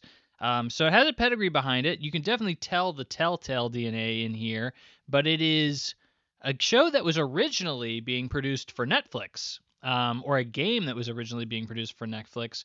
So you may remember that Netflix tried for a while to make like shows that you could make choices using like your remote instead of a controller. Weren't traditional games, but more so a Telltale style narrative. What the frick was that? Not Bangalore. I'm trying to think. Oh man, there was a Bandersnatch. That's what I'm thinking of. Bangalore is a city in India. Bandersnatch is a Netflix game from the Black Mirror series where you made choices and different things happen depending on what choices. It's actually very in-depth choice-based narrative there. There's like a spreadsheet of Bandersnatch of like choices you can make and how that affects the story. It's actually really in depth. Most choice-based narrative games do not get that in depth, but Bandersnatch certainly tried. But they tried to do that for a few things. They even like ported the Telltale Minecraft game to Netflix. You could make the choices using your remote instead of a controller. So they were kind of trying that in various ways. And Dispatch was also one of those potential ideas. The series was shelved at one point. It doesn't seem like it was a Netflix thing. It seemed like that was kind of a mutual decision on both of their parts. The developer itself even went on to make other things until Critical Role stepped in. Critical Role is a content creator of D&D. It was a bunch of anime and video game voice actors that kind of teamed up to be Dungeons and Dragons players on Twitch. They're actually the biggest Twitch channel in terms of revenue and subscribers and everything on the platform. So they're incredibly successful, incredibly lucrative. I wouldn't consider them content creators anymore. I think they're just a straight up company. And they came in and they said, hey, we actually like this game. We'd love to help produce it. So they did. They gave him the money, and they gave him obviously talent since they're voice actors. They produced, or they are a large number of the cast on the game. So it was brought back, and it was turned into a very critically successful and very commercially successful game. It was not nominated for much at the Game Awards this year, but it was very late in the year released, and it did win for like community choice or something like that, which was very, very surprising to me. So I love narrative choice-based games. It's one of my favorite things I think games can do is tell a story and have you be involved in it and make choices and feel more immersed in the narrative itself. Telltale's The Walking Dead is probably one of the best examples of this, and probably the reason I say that is because the magic of a narrative choice-based game had not yet been pulled away from me. I was still naive in thinking that a choice-based game really did mean I was making choices, and not just I was making choices that would all eventually lead to the exact same place no matter what. That's kind of something that choice-based games have been infamous for since really their inception. If you played Walking Dead, the Telltale Walking Dead game twice, you would very quickly realize that no matter what you chose, no matter who you chose to save or kill or whatever, the end result was always the same. So unfortunate. And I've always been chasing that dragon ever since. I've always wanted a narrative choice-based game that gives me the ability to really feel like I'm making an impact in a world and that my choices matter and so on and so forth. I will say that Dispatch is not that, but it is a fun story with fun characters and surprisingly fun gameplay. The story itself follows a man named Robert Robertson, which is very easy to remember because of the redundancy there.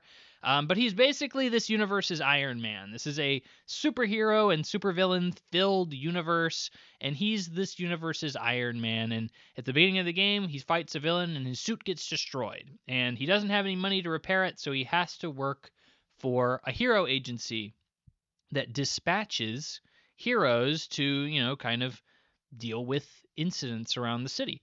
So you are the dispatcher and you work on a terminal and you send out your heroes, and it just so happens the heroes you're assigned are all ex-villains who are trying to become heroes or turn over a new leaf or whatever the case is, and they all suck at being heroes. And so you have to kind of work with them and improve them and boost their stats and try to make them the best heroes they can possibly be, all the while trying to fall in love. That's really a lot of the main story elements of this game. As before I started playing this game, I was basically told this is playing a movie. Like, it didn't need to be a game. The gameplay here isn't significant, and that was what I was really afraid of for this. I hate to go back to Fantasy Critic again, but I'm going to. This game was one that I really stayed away from for a long time because I saw this as most narrative games tend to flop. Most narrative choice-based games tend to not do well, and it did seem like this gameplay seemed a little tacked on. It seemed a little tacked on, and it seemed like, knowing the history of the game, that it was originally a Netflix show, that the gameplay clearly wasn't a massive focus for the game, and so it probably was going to be something really small and probably something I didn't want to do, and every time I had to do it, I'd just be like, oh, not again. I have to do the freaking gameplay of this game again. Dang, I don't like that. So I was really expecting this to be a really good narrative, but a not good game. And I honestly definitely had my mind changed on that. The gameplay really focuses on you managing and micromanaging these heroes, building up their stats, kind of playing, with the RNG gods, and you have to kind of juggle, how all this stuff is working at the same time. And I really kind of got addicted to it, like that was the major criticism I heard people say is like, oh yeah, the gameplay is like meh. And I was like, honestly, not only is this gameplay good, but it's a significant part of the game as well. It's like a 50-50 split, which when people were like, oh yeah, you're really just playing a movie, I was like, well, then I guess the gameplay is there like for 5 minutes a chapter and you kind of bail on it pretty quick and it's never really a big deal. And it's like, no, it's really there a lot. Like I mean, I feel like I spent about as much time dispatching heroes as I did watching cutscenes, and I've I keep going back and forth on. I'm like, I don't know, did I? Because a huge part of this game definitely is the cutscenes and like making choices and dialogue and such as and so forth. But I actually do think it's about a 50-50 split. It's probably obviously not exactly, but like it's very much, it's way closer to 50-50 than I would have assumed. Um, there also is really well done like combination of both the story and the gameplay. That was another thing I was really worried about, is like, oh well, it's going to be so segmented. There's no way there's going to be any kind of merging of the narrative and the characters and the gameplay. It's just going to be, you're either watching the story or you're playing the game, and there's going to be no real overlap there. And I was pleasantly surprised that they did a really good job trying to really blend these elements together. So specifically, you'll have heroes, since they're ex-villains and they don't play nice with others and stuff like that, they'll go off and they'll do their own thing. And so like every once in a while, I wouldn't have a hero assigned to anything, but they would run off and they would do something, and then like a fire hero would run off and he would like go to a place, and you, Robert Robertson, would be like, hey, what are you doing over there? And then they would go back to base, and then you would see like an incident like just was reported where that hero was, and they like now it's on, a building is on fire. And I'm like, oh, that's kind of funny, or like one hero like gets depressed and due to events in the story, and so they go off and they go to like a park or something, and the entire day of dispatching, you're just kind of watching that hero at like a park, just kind of hanging out, and you can't use them. Or the chatter between heroes that they'll talk about events that that are happening throughout the story, or they'll banter with each other, and you'll get a better idea of their relationships with each other. And there's even a section of the game where you're forced to, that's honestly one of the two major choices in the game, is like you have to cut one of your heroes at one point if they're underperforming. And in this case, like if the day that you announced you're supposed to do that, the heroes start sabotaging each other. So you can increase your stats of succeeding on a mission if you double up and put 2 or more heroes on the same mission. But if you do that, they'll start sabotaging each other. So like it's a very they clearly thought about how you can integrate this gameplay with the story and the characters and make it more than just like, well, half of this game is gameplay, half this game is story. You have to get through the gameplay in order to get to the story. So just bear with it. Like I think they did a much better job than I ever really could have assumed they would have done with this kind of a gameplay, which, I thought it was going to be something pretty shallow and forced, and it ended up being really fun and addictive. I really enjoyed leveling up my heroes and trying to balance it, and kind of solving the puzzle of what needs to go where and what hero should I keep in reserve just in case I need them later, and made it a more enriching part of the game overall, right? So very impressed there. As for the story and the writing, which is the other major half of the game, right?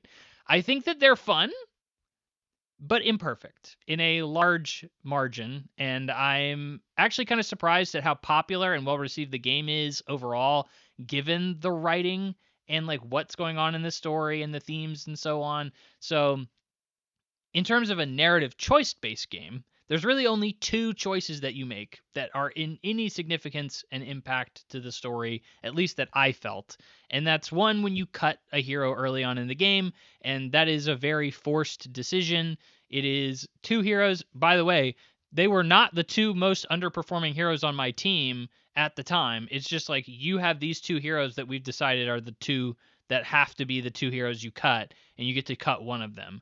And then who your romantic interest is the other one. That's really a large part of this game, is the romantic interests. So you have Blonde Blazer, who you're introduced to at the very beginning of the game, and Invisigal, who's one of the heroes that you manage, and she's kind of like a bad girl, and Blonde Blazer's kind of like a preppy, perfect girl in a way. Invisigal is a very, very, very heavily focused on in this game, to a point where I genuinely think that if you chose Blonde Blazer, you're genuinely getting a lesser story. She's so major and such a major focus of the events and the story as a whole that if you don't choose her, I think you're going to miss a key dynamic and part of the game that it really intends for you to have.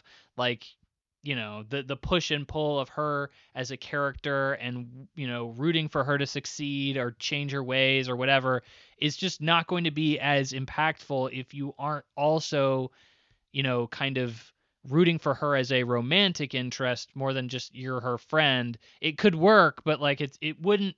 The way that it's written, she's so overtly flirty and aggressive with you romantically that it would be just kind of awkward for you to turn her down and then also have this massive focus on her as like a redemption and like just a major king or linchpin of the story. So I never understood why they even gave you the option. Because like not Blue Blazer, but Blonde Blazer really doesn't have much impact on the story at all.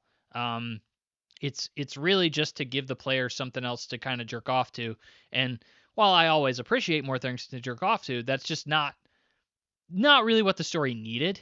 The game's writing has gotten significant pushback. I've heard a lot of people say it's too vulgar, it's too many F-bombs being dropped, it's unnecessary. I hear a lot of people saying the same thing for like a Has-Been Hotel, but even that's way above what this is.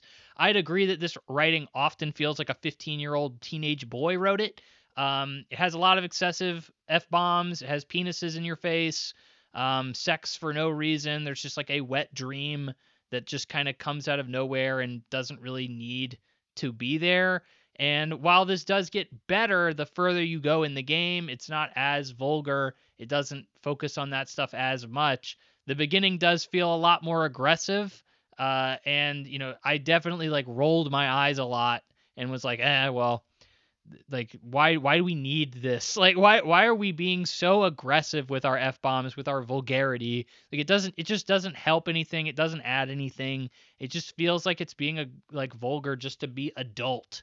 Like that's the only way to be adult, is just to drop F-bombs and like shove a penis in your face. I think a lot of people see a lot of what this game does vulgarly is like also good, in a way. I think there are elements of this game that they use as adult that are good, but I don't think like just dropping excessive F bombs is adult. It's more so like what you would think a teenager would think is adult, is like, oh, that's mature if I say the F word and if I draw a penis. Like that's mature. That's kind of how I at least interpreted the writing. I think it's honestly juvenile to a point of trying to be adult. I still like, or still feel like, the writing fully redeemed itself. And you end up liking your squad alike. Like I think the characters as a whole are really where this game shines. Like I've heard people talk about the story and the themes and stuff, and I'm like, yeah, I mean it's fine, but it's just kind of your traditional underdog story. Like I have to come in here and make this really bad team a great team. I've seen it before. I've watched a sports movie, okay? So this is nothing new. But I did feel like I genuinely cared for my little group of misfits, and even though they were all kind of messed up, they were my messed up. And I think that is the true driving heart of this game, is that relationship you build with your squad, and how they improve and grow as a part of the game and the narrative. So I think that's where this game really shines. I was able to beat this game in a single sitting on the weekend, probably like 8 hours, something along that. And I feel like I wished I had a little bit more time to delve further into the gameplay and the characters. I felt like, especially my squad, even though I say I really liked all of them, I don't feel like all of them really get a true moment to shine. There are some even characters that I think they wanted to give more time to, and they seemed somewhat relevant to the story, but they never really get so much of a focus that I'm like, oh, yeah, I feel satisfied with that character and the development and the relationship I have with them. So I would have really wanted more time. Also, the gameplay I never felt like really reached a crescendo. At the end of the game, I felt like I still wanted to level up my heroes. I still felt like it could get better. I understand for the difficulty curve they wanted, they didn't want me to be OP by the end of the game, but like I felt like it would have been satisfying to max out my characters or get to a certain point with them that I felt like they were really, really unstoppable. And I never got to that point. They were always just very good for what I needed, and that was about it. Animation and budget are very high here. It really does look and present like a show that would have been on Netflix. You have a lot of celebrity internet cameos, and obviously the main Jesse from Breaking Bad. I forget his name, sorry, but he's the lead. He's Robert Robertson. You can hardly tell. He does a great job in the role, but he is great, and the rest of the cast is really good. I would say it has a weird reliance on internet superstars here. Jacksepticeye is a minor role. Moist Critical is a minor role, and then Alana Pierce is also a minor role. Bro, I don't know why Alana Pierce is everywhere, but I guess somebody likes her, dude, because I can't get away from that girl. I get it, dude. She wrote on God of War at Santa Monica, but like I don't know. I don't, other than her being hot, like what has she done? Like, I don't know. But people really enjoy her for whatever reason other than her being hot. Um but whatever, dude. She's there. So you definitely get a nice overall experience with the presentation, I would say. I think overall as a game, I think it's a much more compelling package than I was expecting. Expected the gameplay to fall short. I expected story to probably fall short and narrative choices to fall short. I do think narrative choices ultimately do fall short, but you have such a fun story, I think it doesn't matter as much. I think it's a fun underdog story with charming characters and a surprisingly cool climax with addictive and well thought out gameplay that I wish I had more time with. I'm surprised the game has been met with such overwhelming praise, but I understand it. And I genuinely hope that we see something even bigger and better from the team in the future that has more time and more budget to cook. I want to see more decisions, even though I do not think that is the strong point of this game. I think you can only improve the game by adding more moments where the player really has to reflect and look back and think, oh my gosh, like what am I going to do here? And I love those moments. And I think that it really I think the gameplay was done well, but I think it was an obvious like side project for them. The main focus here was clearly the writing, the story, the presentation. The whole dispatch scenario ended up just kind of coming together, and I think they got lucky with it. And I think that even though there are good ideas here, they're not delved in enough to what I would have really wanted to see. So even though I had fun with it, I would love to have had more time with it and delved in further and see if now that they've had time to kind of figure out or had the ability to say, okay, yeah, people are okay with this. Like, I think this can work. I want to see how far they can get into that and maybe make it a real interesting strategy game of some kind because it is a little bit of a strategy game and a real interesting, like, tying that into the narrative even further, trying to make that even more immersive and give you more time to bond with those characters.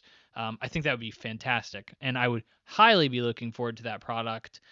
Even though I don't see this really deserving a sequel per se, I would say it could certainly be a great one. So, Dispatch. Very, very pleasantly surprised with the game, even though I was personally looking forward to it prior to it coming out. It is currently number 3 best-selling game on Switch, which it just came out on Switch. And of course, there's a controversy around that. The nudity has been permanently filtered off.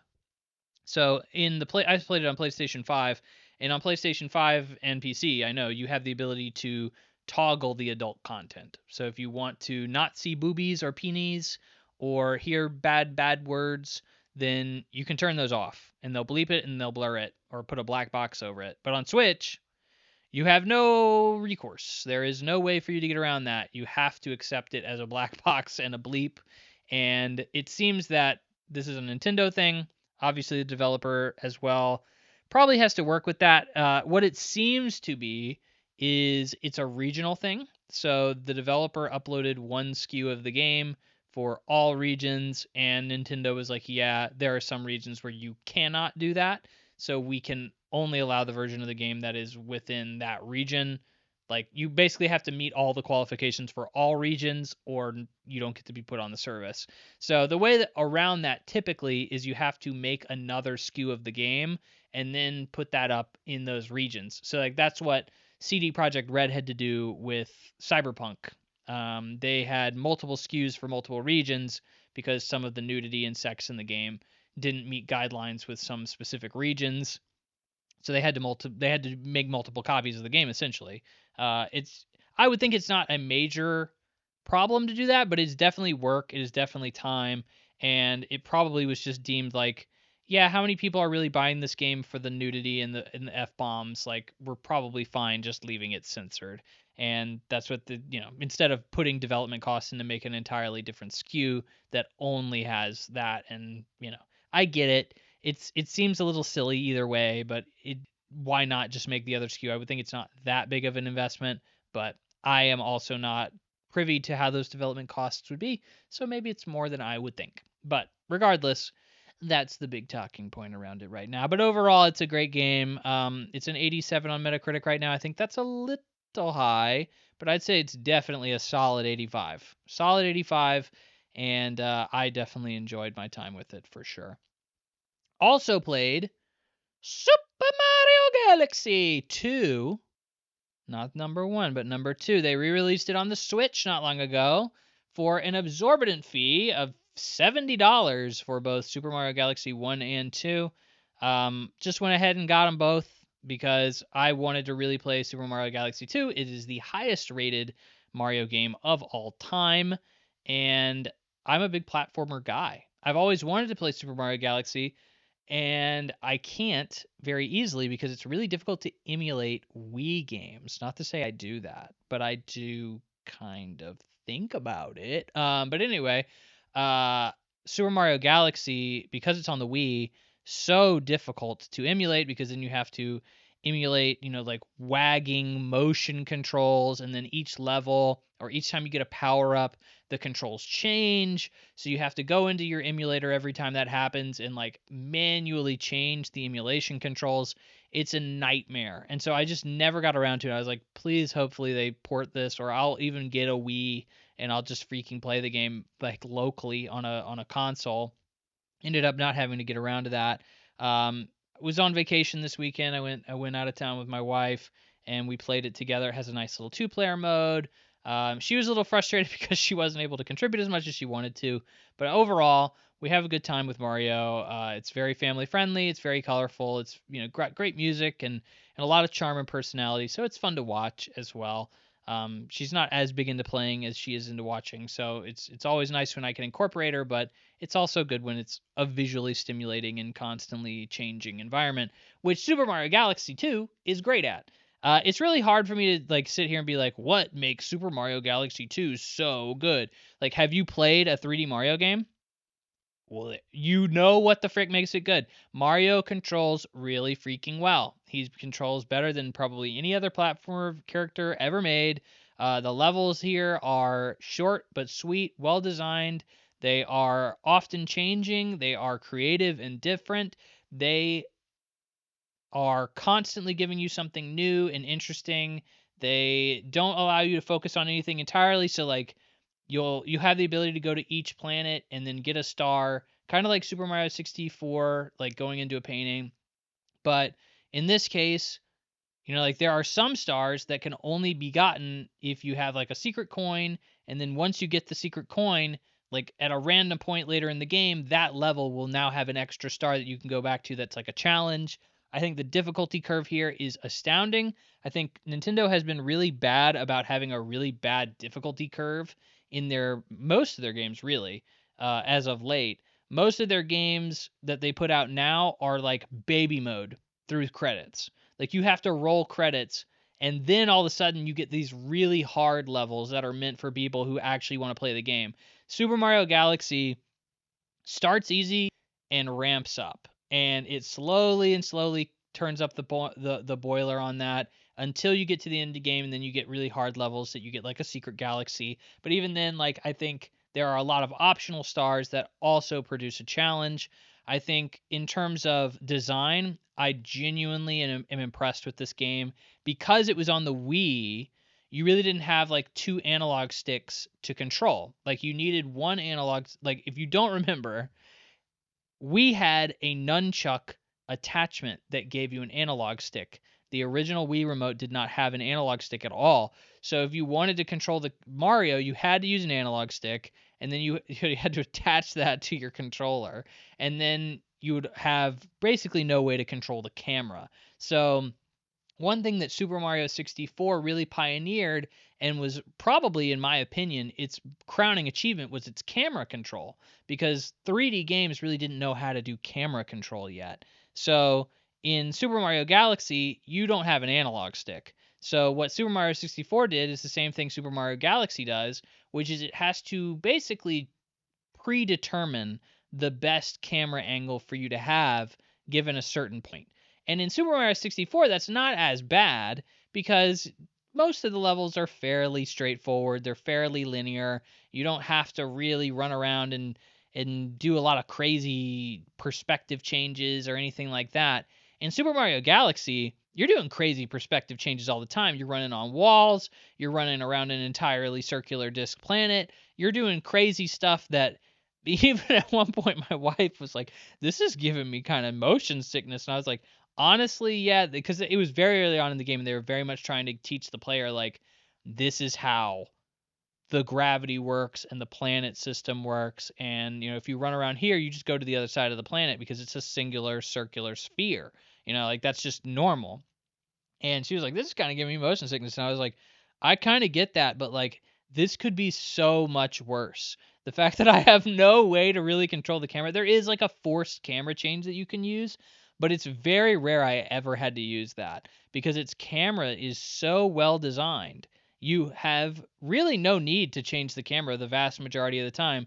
And given the fact that, like I said, it's so varied in its camera changes and its perspectives and how wacky things are in the physics, you would assume it would be a nightmare to control a camera with this kind of a thing. Nope, absolutely not. It is very intuitive, very easy to do, and I really enjoyed doing it. Movement, obviously great. I only found a few small issues, like when I would try to turn around, sometimes Mario would just get stuck in a loop of just like running in a circle. And I was like, I can't get out of this. I'd have to completely stop and then execute the direction that I wanted to go. It definitely caused a few problems there. Few minor like platforming issues in terms of like phasing through a platform or something like that. But that's like if a platform was like coming into existence while I was like in the middle of it or something like that. So like I can kind of see where that was going to happen. I really appreciate the health system in the game. You have 3 hits, and then if you get a coin, you can get 1 health back. So you're always kind of looking at enemies as like a potential coin drop. You can also have multiple ways of killing enemies. Some ways kill in they give you star bits, and some ways kill and they give you coins. This typical stomp on them typically gives you coins, and then if you kick them once you've hit them, then they'll produce star bits. Star bits are things you need in order to progress and get extra levels in the game, and it gives you a little bit more depth in terms of deciding how to approach combat with enemies and what you're going to do. I think it's honestly like everything about this game is fun. Everything about this game is well done. I won't say that it does anything crazy different than any other Mario game.